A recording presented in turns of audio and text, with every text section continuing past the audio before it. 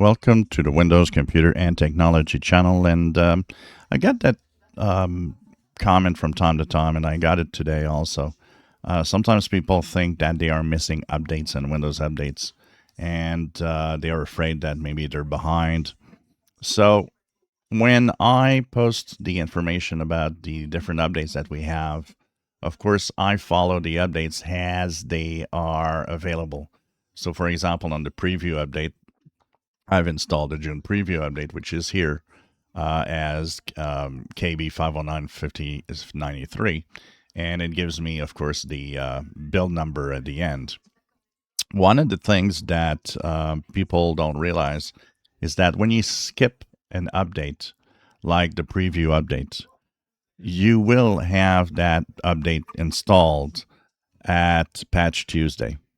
But the difference is that it's going to show up as the Patch Tuesday update.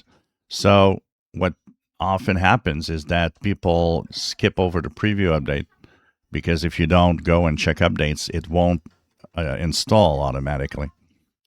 But then they install the Patch Tuesday update and they say, well, I'm missing the preview update. Is that normal? And that is normal. What is important to know if you're up to date is not the individual updates themselves.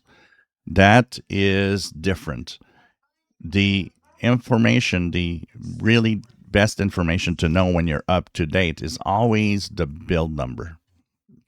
So if I make a video and for example, next week I'll make the videos of Patch Tuesday, we'll have a different build number. This 26287.37 will have been moved up to dot something else. That is what's important. If you see that you're at the same build number, you are up to date. And that's it.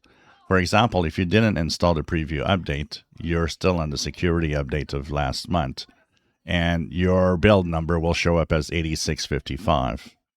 So that if you don't install the preview update, you'll get the next build number, which will be the Patch Tuesday number for July, and the preview update won't show up. It won't be saying that it installed the preview update because it's all integrated within one big download.